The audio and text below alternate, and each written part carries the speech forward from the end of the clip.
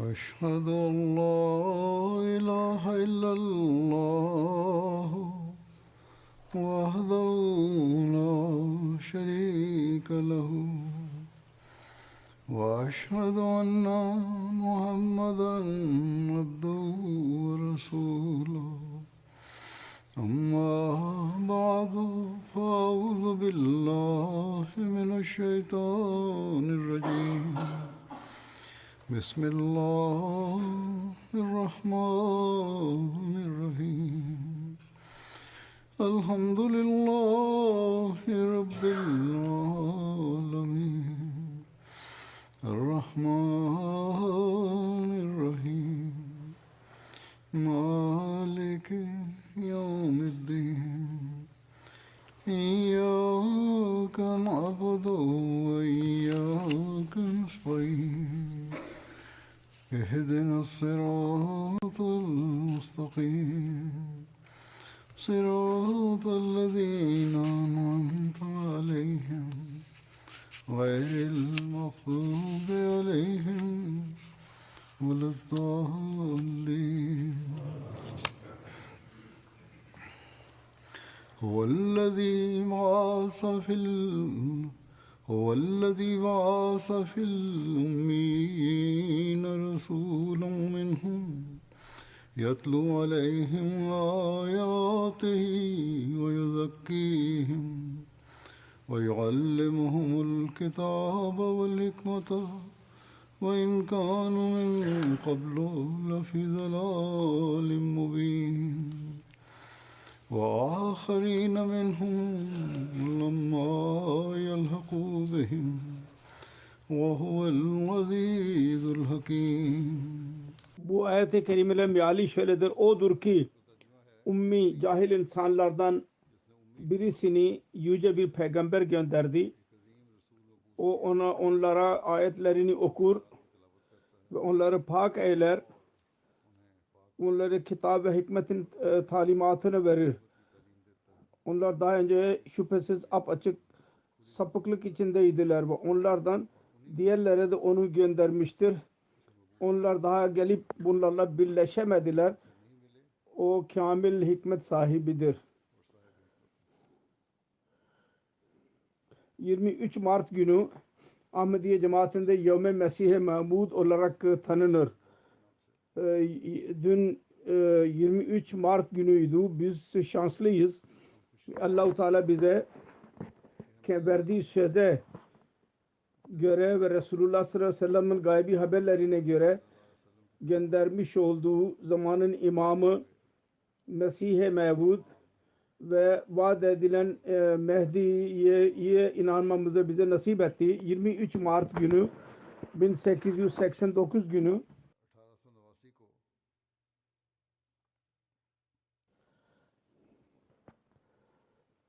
Ludhiana şehrinde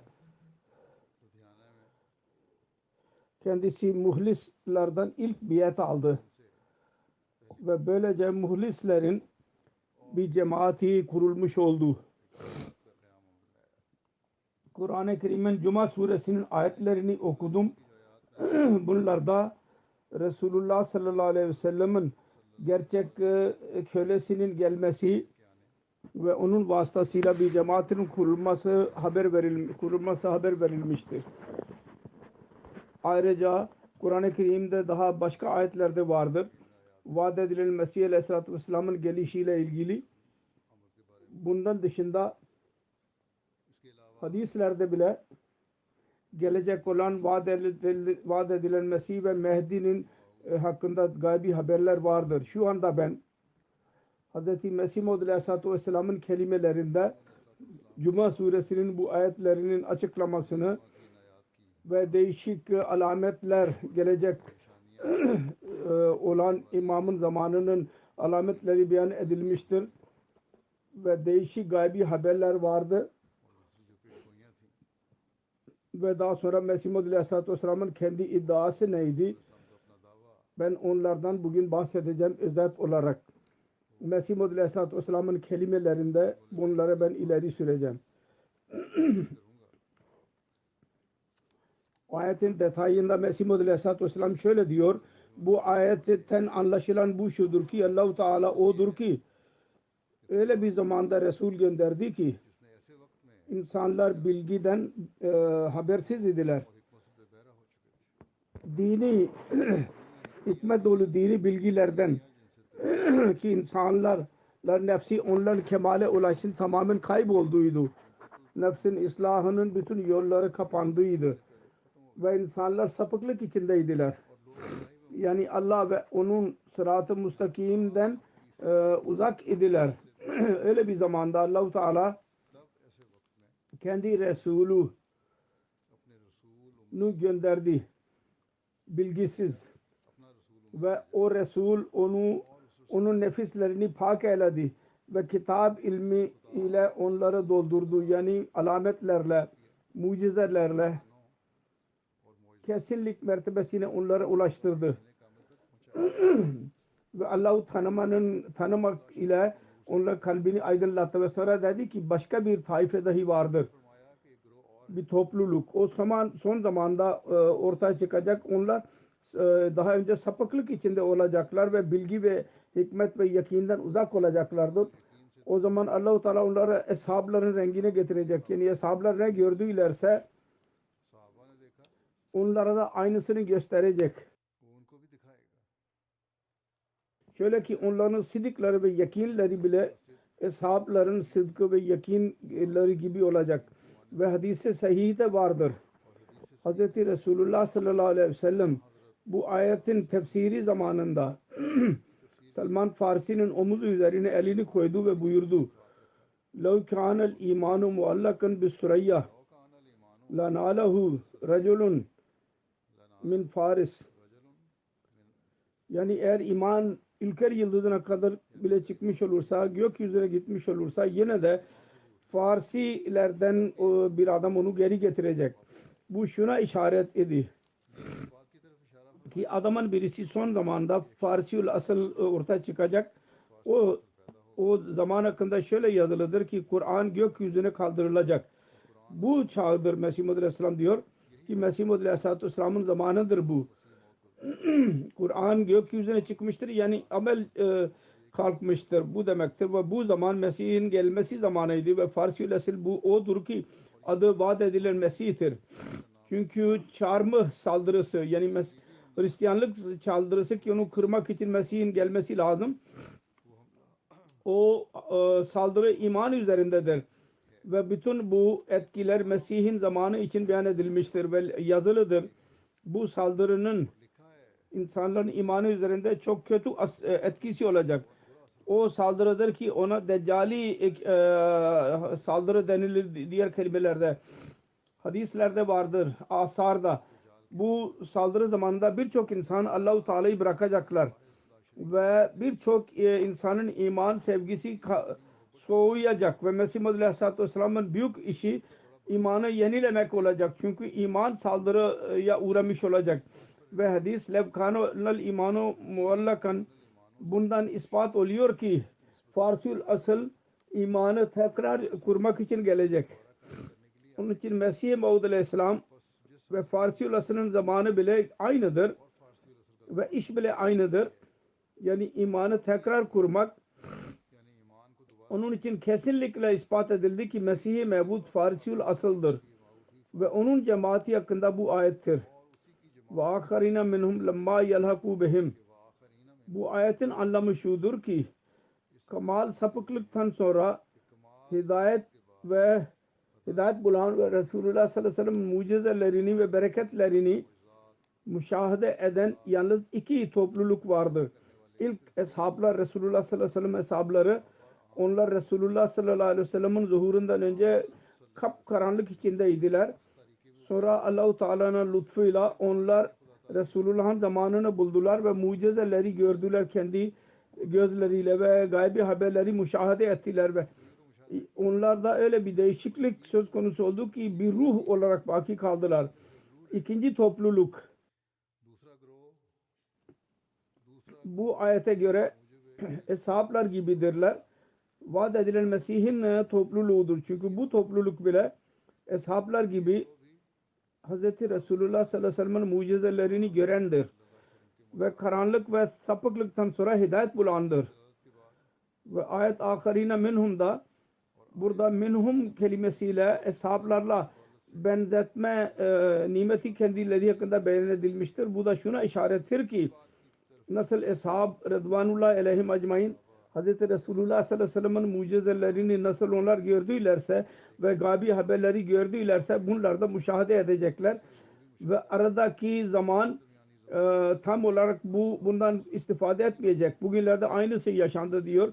1300 sene sonra Hz. Resulullah sallallahu aleyhi ve sellem'in mucizelerinin kapısı açıldı ve insanlar kendi gözleriyle müşahede ettiler ki güneş ve ay tutulması Daraqutni ve Fatah İbni Hacer'e göre gerçekleşti. Yani ay tutulması ve güneş tutulması Ramazan'da oldu. Ve hadisin konusunun beyan edildiği gibi aynı şekilde bu tutulmaların gününde birinci gecede ve güneş tutulmaların orta gününde vuku buldu. Böyle bir durumda ki Mehdi olmanın iddiası eden var idi ve gök ile yer yaratılanlardan beri daha önce hiç gerçekleşmedi. Çünkü şimdiye kadar hiçbir zaman insan bunun benzerini tarihten gösteremez ki daha önce yaşanmış olsun. İşte bu Resulullah sallallahu aleyhi ve sellem'in bir mucizesiydi. İnsanlar gözleriyle gördüler. Sonra Züssinin kuyruklu yıldızın çıkması Mesih ve Mehdi için beyan edilmişti. Binlerce insan onun çıktığını gördüler. Aynı şekilde Cava'nın ateşini, taunun yayılması ve haccın yasak edilmesi herkes gördü.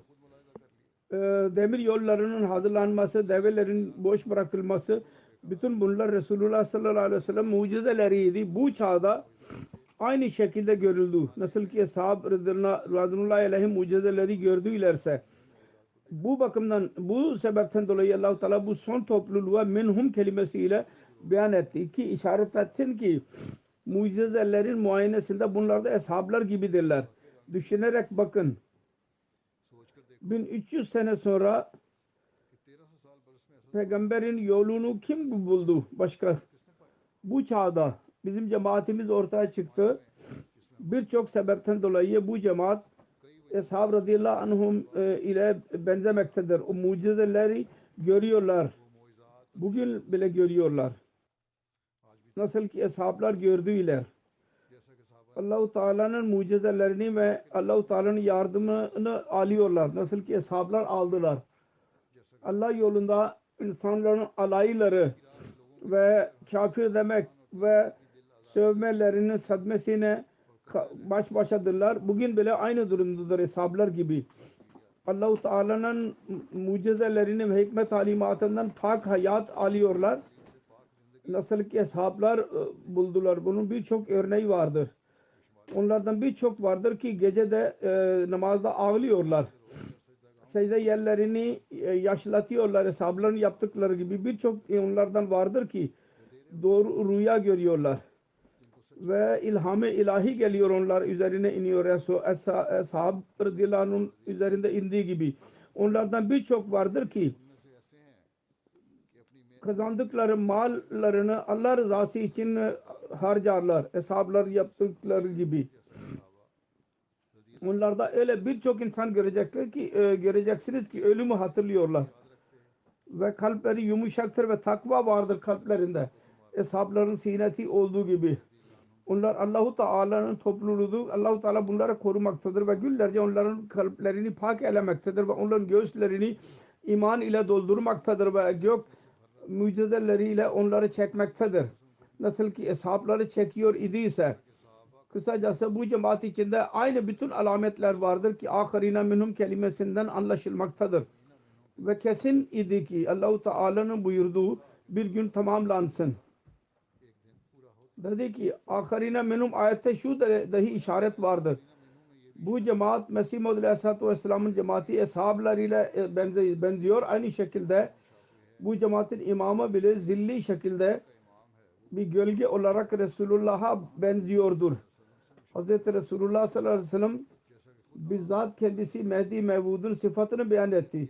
O kendisine benzeyecek buyurdu. Ve iki benzerlik bulunacak kendi zatında. Bir benzerlik Hz. Mesih ile olacak. Mesih olarak adlandırılacak o sebepten dolayı ve ikincisi Hz. Resulullah ile benzeyecek. Onun için o Mehdi olarak tanınacak. Buna işaret etmek için yazılıdır. Bunun bir bedenin bir kısmı İsraili olacak ve ikinci kısmı Arabi olacak. Hz. Mesih Aleyhisselam öyle bir zamanda geldi ki milleti Musevi Yunani hekimlerin saldırılarıyla tehlikeli bir durumdaydı. Tevrat'a saldırılar yapılıyordu. Ve Yunani düşüncelere göre Allah-u Teala'nın varlığı bile öyle bir varlık görüldü ki yalnız mahluk içine karışmıştır ve irade sahibi değil, bütün güçlere sahip değil. Ne yaparsa yapsın öyle değil. Nübüvvet ile alay ediliyordu. Onun için Hz. İsa Aleyhisselatü Vesselam'ın gelmesiyle Hz. Musa Aleyhisselatü Vesselam'dan 1400 sene sonra kendisi geldi. Allah-u Teala'nın iradesi şuydu. Musevi nübüvvetin doğruluğu üzerinde yeni şehadet ortaya çıkarsın ve yeni yardımlarla Musevi bina tamamlansın. Aynı şekilde bu ümmet için 1400 sene sonra Mehdi gönderildi. Onun gelmesiyle dahi gaye buydu. Avrupa'nın felsefesi ve Avrupa'nın deccallıkları İslam üzerinde birçok şekilde saldırıda bulunmuştur. Ve Resulullah sallallahu aleyhi ve sellem'in peygamberliği ve gaybi haberleri ve mucizeleri inkar ediyorlar ve Kur'an-ı Kerim'e itiraz ediyorlar ve bereketleri ve nur, İslam nurları ile alay ediyorlar. Bütün bu saldırıları yok etsin. Ve Resulullah'ın nübüvveti Resulullah binlerce selam olsun. Yeni tasdik ile onu parlatsın. Ve bu sırdır. İbrahim-i Ahmediye de bundan 17 sene önce bir ilham bu konuda bana indi. O ilham Allah-u Teala'nın 100 binlerce insanda yayınlanmıştır. O da şudur. Bihram ke vakti to nazdik rasid ve pay Muhammediyan bar manare bulantar muhkam muftad. Hz. Mesih Maud Aleyhisselatü Vesselam'ın bizzat kendisi izahat ederek onun tercümesini şöyle yapmıştır. Şimdi çık dışarı ki zaman geldi. O zaman geliyor ki Muhammed'i çukurdan çıkarılacaklar. Yani Müslümanlar.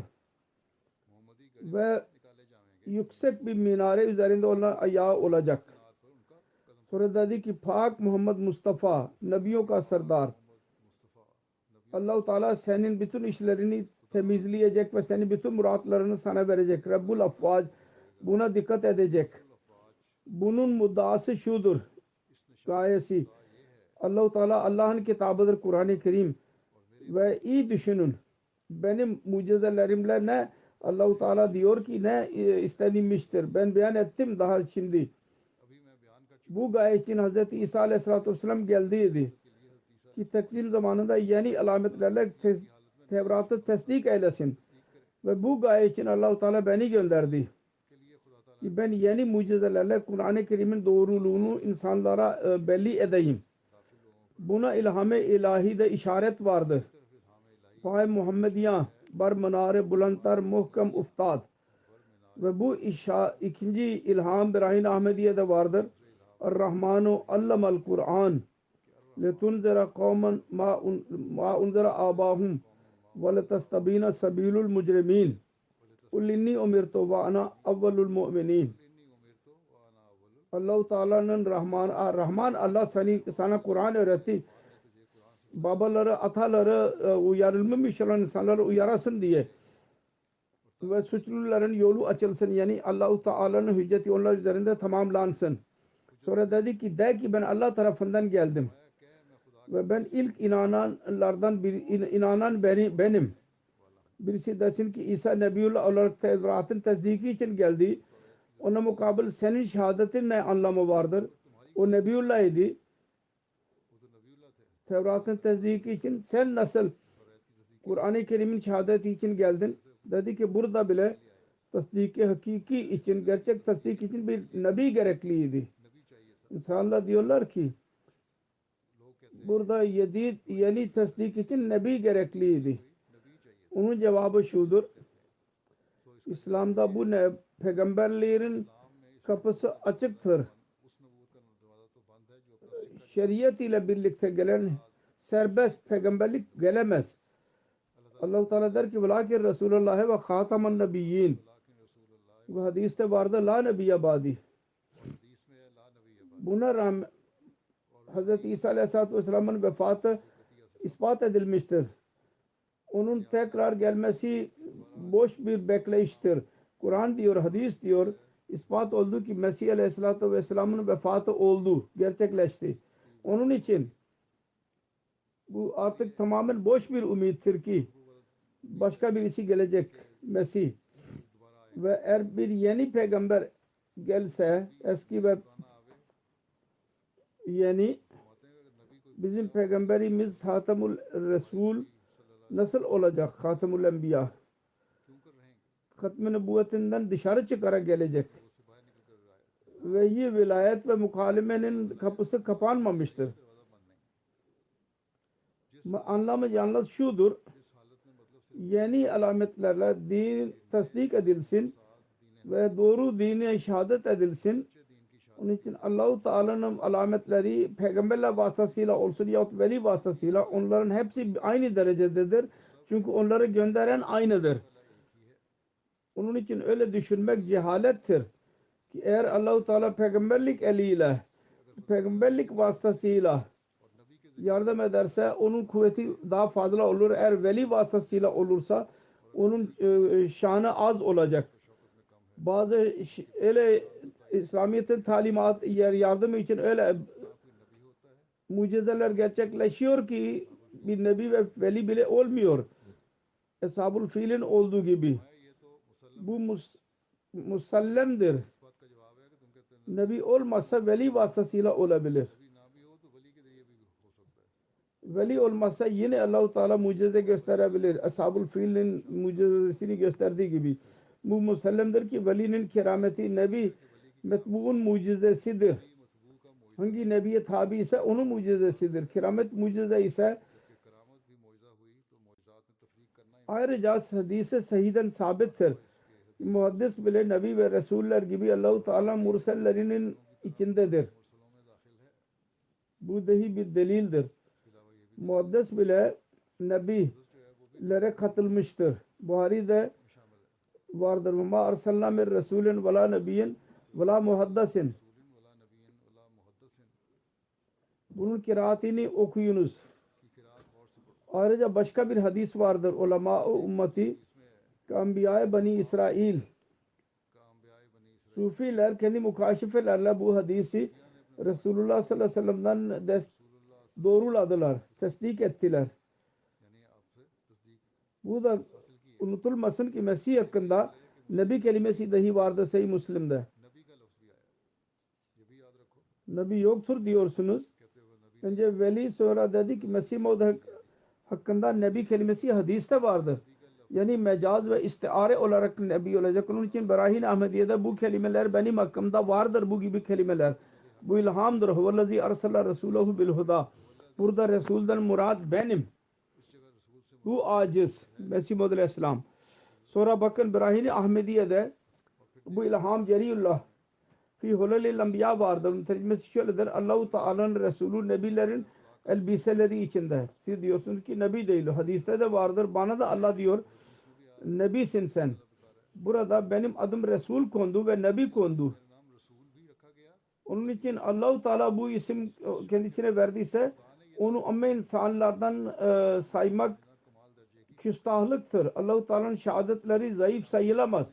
İster peygamberlik vasıta olsun ya muhaddes vasıtasıyla olsun. Asıl şudur ki bizim peygamberimiz sallallahu aleyhi ve sellem'in peygamberliği ve kendi feyzi bir mazarı göstererek kendi şehadetini kendisi gösterir. Veliye'nin ismi olur. Mucizeler belli oluyor. Resulullah'ın doğruluğu ispat ediliyor. Veli'nin adı vasıtasıysa onun vasıtasıyla oluyordur. O da veli yalnız musaddiktir. Resulullah'tan süsleniyor. Resulullah kendisiyle süslenmiyor. Kendi iddiası hakkında beyan ediyor.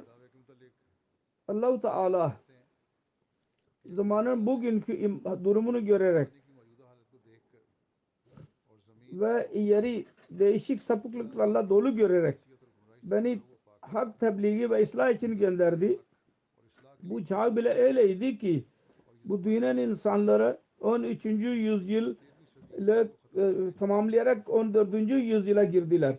Onun için ben yazılı broşürler ve konuşmalar vasıtasıyla mesaj vermeye başladım ki bu yüzyılın başında tecdide din için gelen benim ki yerden kalkmış olan imanı tekrar yerleştireyim ve Allah-u Teala'dan kuvvet bularak onun elinin çekiciliğiyle dünya ıslah ve takva ve doğruluğa çekeyim onları, insanları.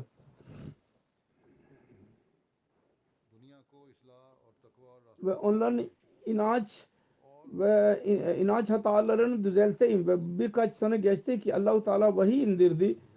Bana açıkladı ki bu ümmet için başından mev'ud olan Mesih ve son Mehdi sapıklık zamanında gelmesi lazım idi. Allah'tan hidayet bulan ve Allah-u Teala'nın davetini insanların önüne koyan kaderde vardı. Onun müjdesi 1300 sene önce verildiydi. Resulullah sallallahu aleyhi ve sellem verdiydi. O benim. Ve mukalamat-ı ilahiye ve muhatabat-ı rahmaniye açıkla ve tevatür ile oldu ki şüphe baki kalmadı. Her vahiy bir benim kalbime giriyordu ve bütün mukaleme ilahiye yüce haberlerle doluydu. Aydın bir şekilde tamamlanıyordu bunlar. Sonra diyor ki öyle bir zamanda, öyle bir çağda Allah-u Teala tanımanın nuru azalarak binlerce karanlığa gizleniyor doğruluk ve insanlar ateist gibi oluyorlar ve günah ve gaflet, korkusuzluk ile yeryüzü doluyor. O zaman Allah-u Teala'nın hamiyeti ve celali istiyor ki tekrar kendi kuvvetini göstersin. Onun için onun eskiden beri sünnetidir. Bizim bu çağda öyle bir durum vardır. Allah-u Teala beni gönderdi. 14. yüzyılın başında. Bu tecdidi iman ve marifet için gönderdi. Ve onun yardımı benim elim üzerinde, onun lütfuyla benim üzerimde mucizeler belli oluyor. Ve onun irade ve maslahatine göre dualar kabul oluyor. Ve gaybi haberler bana veriliyor. Kur'an'ın anlamları bana anlatılıyor ve şeriatın zor meseleleri hal oluyor. Ve Allah adına yemin ediyorum ki o yalancıyı yok edendir o. Ben onun tarafındanım. Ve onun göndermesiyle tam zamanında geldim. Ve onun emriyle kalktım ayağa. Her işimde benimle birliktedir. Beni zayi etmeyecek. Benim cemaatimi helak etmeyecek. Kendi işini tamamlamadıkça ki o onun iradesini yapmıştır. O beni 1400'ün başında gönderdi. Benim doğruluğum için Ramazan'da güneş ve ay tutulmalarını gerçekleştirdi ve birçok mucizeler gösterdi. Hakkın talibi için yeterliydi onlar. Ve böylece kendi hüccetini tamamladı. Sonra diyor ki diğerler tarafından itiraz oluyor ki soru sormak onların hakkıdır. Biz nasıl Mesih Maud Aleyhisselatü Vesselam'ın iddiasını kabul edelim? Delil nedir? Mesih Maud sensin. Tamam. durum öyledir. Her şey aynıdır. Alametler dahi vardır. Ama sen Mesih'sin. Bunu nasıl kabul edelim? Onun cevabı şudur. Mesih Muhammed Aleyhisselatü Vesselam bir ülkede ortaya çıkacak hadislere göre ve onun yapacağı işler ve yer ile gökteki alametler kendi hakkında beyan edilmiştir ve marifetler onun özelliği beyan edilmiştir. Bütün bunlar Allah-u Teala ben de ve benim zamanımda ve benim ülkemde onları biriktirmiştir, toplamıştır. Hadiseler oluyor, hastalıklar oluyor, depremler oluyor, gökteki alametler gerçekleşiyor. Benim iddiam dahi vardır. Ve Allah-u Teala benim elimle mucizeler dahi gösteriyor. O zaman nasıl diyorsunuz ki bu sen değilsin? Delil budur. Bunda benim ülkemde bunları gerçekleştirip toplamıştır. Ayrıca ilahi yardım benimle birliktedir. Dedi ki kuyruklu yıldız, ay ve güneş tutulmaları, taunun yayılması vesaire depremlerin gelmesi birçok şey vardır. Silsilenin ilerlemesi konusunda verdiği gaybi bilgiler onu beyan ederek birçok şey beyan etti.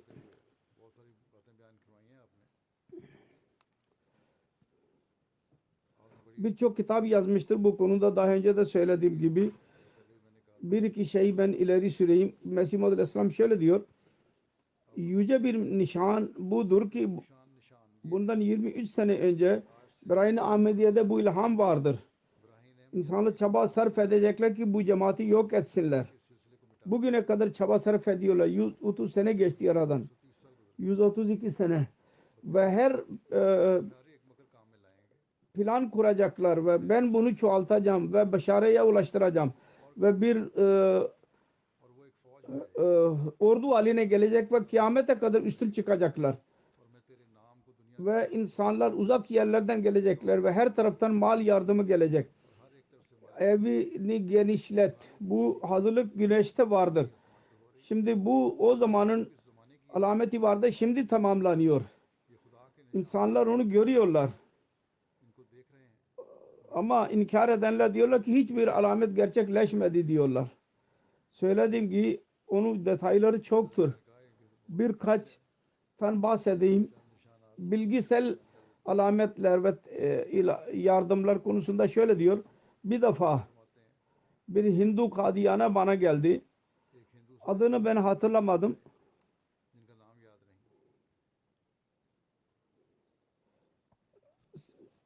Sonra hatırladım, Swami Shugan Chandar idi onun adı. Ve dedi ki ben dini bir toplantı yapmak istiyorum. Dahar Mahutso olacak. Büyük dinlerin toplantısını ben yapmak istiyorum. Siz kendi dininizin güzellikleri konusunda bir konu yazın ki o toplantıda okunsun. Ben özür diledim. Özür ettim. O çok ısrar ile dedi ki siz mutlaka yazın. Çünkü ben biliyorum. Kişisel kuvvetimle bir şey yapamam. Bende bir güç yoktur. Mesih Muhammed Aleyhisselam diyor ki Allah-u Teala'nın konuşturması dışında ben konuşamam. Onun göstermesi dışında ben göremem. Onun için ben Allah'a dua ettim. Öyle bir konu bana ilka etsin ki bütün konuşmalardan daha üstün çıksın. Duadan sonra ben gördüm. Bir kuvvet bana üflendi. Ben o ilahi kuvvette bir hareket gördüm kendim içinde. Ve benim dostlarım o zaman orada bulunan görüyorlar ki ben o konunun bir müsvedesini yazmadım. Her ne yazdıysam kalemi elime aldım ve yazdım. Çabuk ben onu yazıyordum. Ki yazanlar için bile zor oluyordu. O kadar çabuk onun kopyasını hazırlasın. Konuyu bitirince Allah-u Teala tarafından ilham oldu. Konu üstün çıktı. Mekale. Özet şudur ki bu o toplantıda okunduğu zaman okunması zamanında insanlar için, dinleyiciler için bir vecid alemindeydiler. Onlar, dinleyiciler. Ve her taraftan onu seviyorlardı. Hatta bir Hindu bey toplantının başkanı idi. onun ağzından çıktı. Bu konu bütün diğer konulardan daha üstündür. Ve Civil ve Military Gazette bir gazete çıkıyor Lahor'dan. Onda bile şehadet olarak yazdı. Bu konu üstün çıktı diye. Ve 20'ye kadar Urduca gazete bile olacak ki onlar aynı şehadeti ileri sürdüler ve mutaassıp insanlar dışında bütün diller üzerinde buydu. Bu konu zafere ulaştı. Ve bugüne kadar yüzlerce insan vardır. Aynı şehadetini ileri sürüyorlar. Bugün de bu çağda bile Emirülmüminin diyor ki bunu okuyarak insanlar Ahmediye cemaatine katılıyorlar. Kısacası İslami usul ki filosofi, İslamiyet'in öğrettiği esaslar, her fırkanın şehadeti ve İngiliz gazetenin şehadetiyle benim verdiğim gaybi haberler tamamlandı. Yani makale üstün çıktı. Bu Musa Aleyhisselatü Vesselam'ın sahirlerle yaptığı yarışma gibiydi. Çünkü birçok insan bu toplantıda kendi dinleri hakkında bir şeyler söyleyeceklerdi. Bazı Hristiyanlar idiler, bazı Hindu idiler, Sanatan, bazı Arya samacın Hindu, bazı Brahmu ve bazı Sihler ve bazı bizim muhalif Müslümanlarımız vardı. Hepsi birer yılan hazırladılar. Fakat benim elimle doğruluk asasını bana verdi. Konuşma şeklinde onların mukabili ben onu bıraktım. O da ejderha oldu ve hepsini yuttu. Ve bugüne kadar kavimde benim o konuşmanın hamd ediyorlar. Benim ağzımdan çıktı elhamdülillahi rabbil alemin. Sonra başka bir gaybi haberden bahsederek şöyle diyor. Bu nişane ilahidir. Onun zikri Birahine Ahmediye de vardır. O da şudur ki Ya Ahmedo Fazatir Rahmeto Allah şefateyka. Ey Ahmet, fesat ve belagat pınarları dilin üzerinden aktı. Birçok kitap Arapça, belig Arapça, fasih da ben yazdım. Ve binlerce mükafat iddiasıyla ben hepsinin önüne koydum. Kimse benim mukabileme çıkmadı. Bu Allah-u Teala'nın bir mucizesi midir yahut bir insanın uydurması mıdır? İnsanlar söz söylüyor. Bugün bile söylüyorlar. Fakat o zaman kimse öne çıkmamıştı. Sonra duanın kabulü hakkında bir olaydan bahsediyor. Birçok olay vardır. Bir tanesini ileri süreyim. Dedi ki bugünlerde belli olan bir mucize şuydu. Duanın kabul edilişi. Gerçek ihya-i mevtadır o. Onun detayları şöyledir. Abdülkerim adlı Abdülrahman Hyderabad'daki bizim medreseye geldi. Bir öğrenci. Bir kaza ve kaderle köpek onu ısırdı. Biz onu Kasoli'ye gönderdik tedavi için. Birkaç gün için orada tedavi yaptılar. Sonra Kadiyan'a geri geldi. Birkaç gün sonra divanlık eserleri belli oldu. Köpeğin ısırmasıyla ve sudan korkmaya başladı ve korkulu bir durum ortaya çıktı. Benim acizim için çok bir karar oldum. Vatandan uzaktır. Dua için özel benim dikkatim çıktı. Herkes diyordu ki fakir birkaç saat sonra ölecek. Sonunda onu ayrı bir evde yurt dışında çok dikkatli bir şekilde kondu ve Kasoli'nin doktorlara telgraf çekildi ve dedi ki bu arumda onun bir tedavisi var mı? Oradan cevap geldi telgraf vasıtasıyla şimdi onun hiçbir tedavisi yoktur. Fakat o bir vatansız çocuk için benim çok dikkatim çıktı ve dostlarım bana ısrar ettiler. Çünkü bu gariban durumda merhamete şayan idi çocuk. Kalbimde bir korku çoktu. Eğer ölürse kötü bir şekilde onun ölümü insanlar alay edecekler. Düşman, muhalifler gürültü yapacaklar. Çok diyorlar ki dua kabul oluyor filan. O zaman benim kalbim çok bir karar oldu onun için. Ve harikulade dikkat kendi istese Allah-u Teala tarafından bana ilka oldu. Eğer o böyle bir durum olursa dua durumu Allah-u Teala'nın izniyle o etkisini gösteriyor. Ölü bile onunla diriliyor. Öyle bir etkisi oluyor. Kısacası İkbal alallah durumu bana nasip oldu ve teveccüh sona ulaştığı zaman ve sadece bütün tesellutu kalbim üzerinde yaptı. Öyle bir durum oldu ki kalbim sancı ile doldu. O zaman ölü gibi olan o çocuk bu dikkat önce sudan korkuyordu ve nurdan kaçıyordu. Sonra sağlığa yöneldi ve dedi ki sudan korkmuyorum şimdi. O zaman kendisine su verildi. Korkusuz olarak onu içti. Hatta abdest alarak namaz kıldı ve bütün gece uyudu ve vehşiyane durum yok oldu. Sonra birkaç güne kadar tamamen sağlıklı oldu. Benim kalbimde hemen kondu. Bu divanelik durumu şu gaye için değildi ki onu helak etsin. Aksine şu gaye için idi ki Allah-u Teala'nın mucizesi gerçekleşsin. Ve tecrübe kimseler diyorlar ki asla görülmemiştir ki böyle bir durumda köpek ısırsın ve divanelik alametleri belli olsun. Sonra adamın birisi bundan sağlığa kavuşsun. Bundan daha fazla ne etki olabilir? Ki Kesoli'de hükümet tarafından orada doktorlar vardı. Köpek ısırmasının tedavisi için. Onlar bizim telgrafa cevaben dediler ki hiçbir ilacı yoktur şimdi dediler. Sonra Dewey'in nişanından bahsediyor Doktor Dewey. Amerika ve Avrupa'nın gözünde krallar gibi şanlı idi. Onu Allah-u Teala benim mübahelemle helak etti ve dünyayı bana yöneltti. Dünyanın meşhur gazetelerde şöhret bularak alim gibi şeklinde herkes ondan bahsetmeye başladı. Sonra diyor ki başka bir alamet hakkında Mevlevi Gulam Dastagir Kasuri kendisi benimle mübahale yaptı ve kendi kitabında dua etti. Yalancıyı Allah-u Teala helak etsin. Sonra o duasıyla birkaç gün sonra kendisi helak oldu. O molla.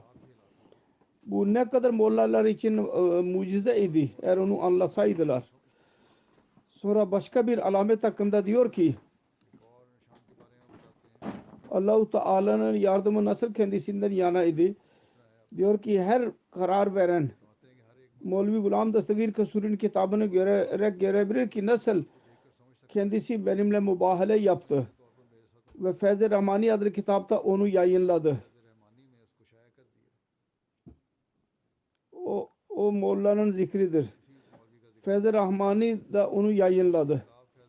Mübahaleden birkaç gün sonra öldü.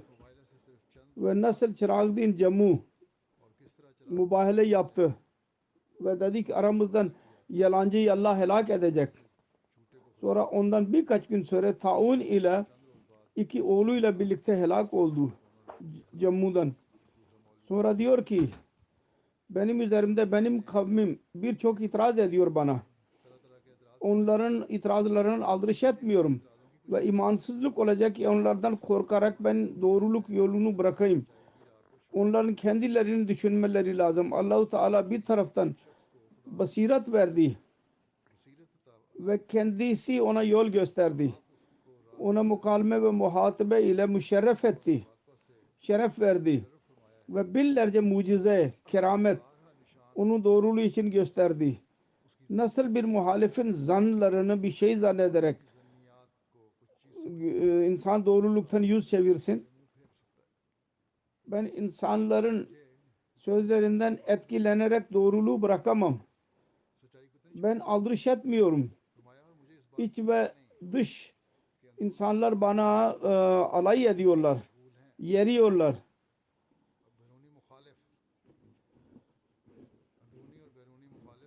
Çünkü bununla benim kerametim ispat oluyor. alay ediyorlar. Bu dahi benim bir kerametimdir. Nasıl ispat oluyor? Eğer ben her bakımdan ayıbım olursa diyorlar ki şu ayıp vardır bende.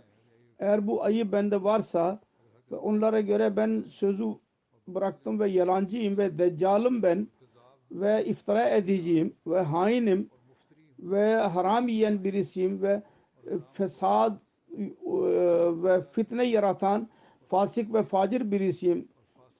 Allah hakkında 30 seneden beri iftira ediyorum ve ben iyi insanlara küfür ediyorum ve ruhumda yalnız pislik vardır. Başka bir şey yok ve dünya malını kazanmak için ben bir dükkan açtım, bir bakkaliye ve Allah hakkında benim imanım yoktur diyorlar ve dünyanın hiçbir ayıbı yoktur ki bende olmasın. Fakat bütün bunlara rağmen bütün dünyada ayıplar varsa, her çeşit zulüm ile benim nefsim dolu ise ve birçok insanların malını ben yediysem ve birçok insanlar öyle diyorlar. Melekler gibi ben onları küfür ettim. Melekler gibiydiler ve her aldatmada ben ön safhadayım. Sonra ne sır vardır ki? Hain ve yalancı ben idim. Fakat benim mukabilim her melek sahibi geldi benim mukabil ve o öldü, helak oldu. Kim benim aleyhimde beddua etti, beddua kendisi aleyhine döndü. Her kim mahkemede dava açtı benim aleyhimde o yenilgiye uğradı. Bütün bunlar vardır. Bütün pislikler bende vardır ama kim benim önüme çıkıyor, Allah-u Teala onu yenilgiye uğratıyor ve bana zafer veriyor.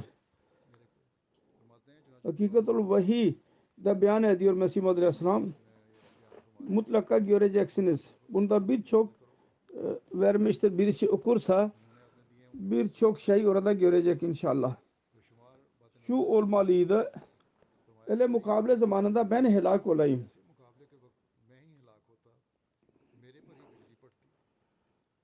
Eğer bütün bunlar bende varsa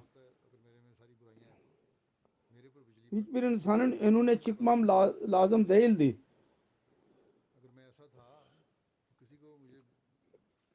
Çünkü suçlu ya Allah kendisi düşman olur. Öyle bir suçlu ben isem Allah-u Teala benim düşmanım olacaktı. Dünyada Allah-u Teala fesat istemiyor. Diyor ki Allah için düşünün. Bu niye ters etki belli oluyor? Niye ölüler öldüler? Ve her birisi Allah-u Teala beni korudu. Bundan benim kerametim ispat olmuyor mu? Bu da benim kerametimdir sizin suçlamanız. Benim doğruluğum ispat oluyor. Bu şükür makamıdır.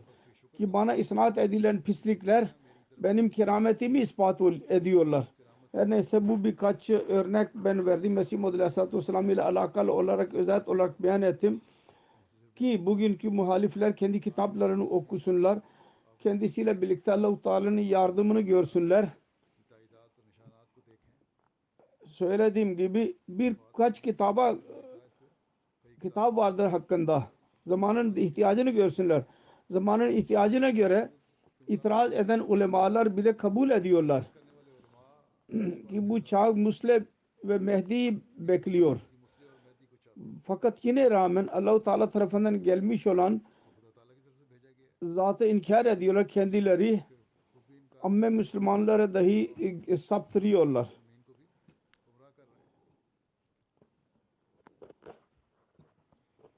İlahi alametler gerçekleşti.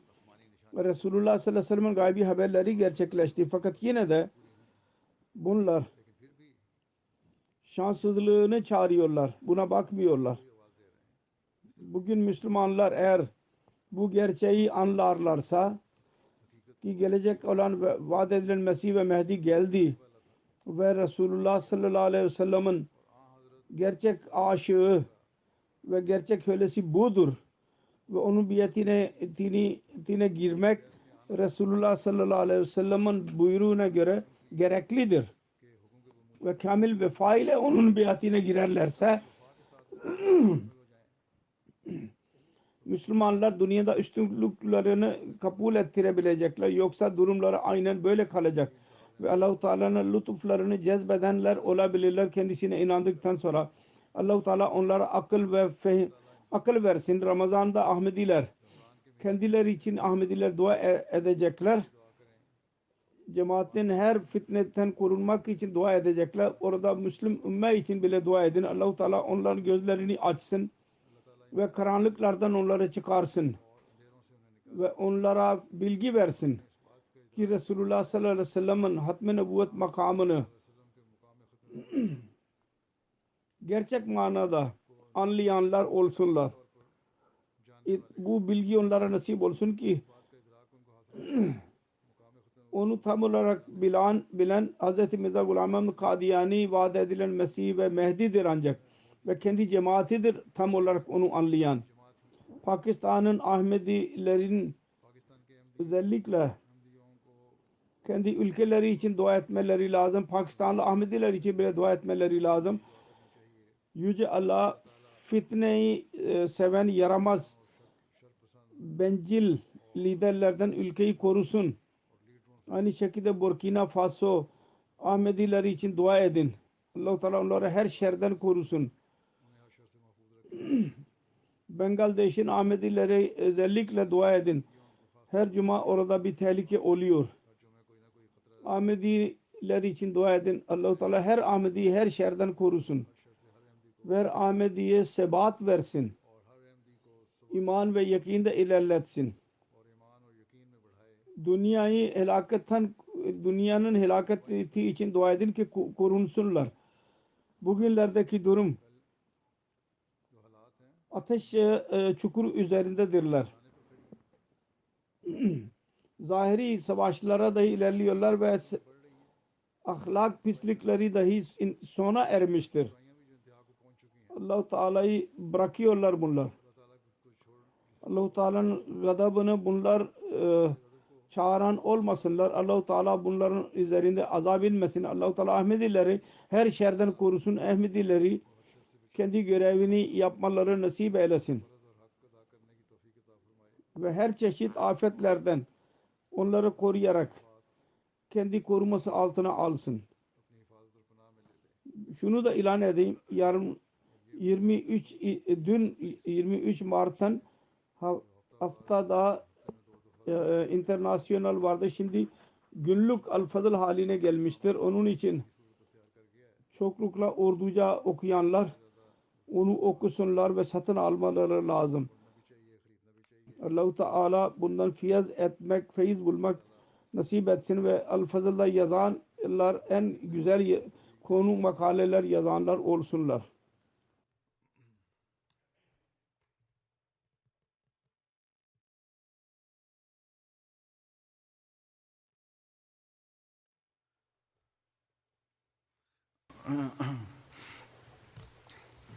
Alhamdulillah, alhamdulillah, nahmaduhu, nasta'inuhu, nastaghfiruhu, wa nu'minu bihi, wa natawakkalu alayhi, wa na'udhu billahi min shururi anfusina, wa min sayyiati a'malina.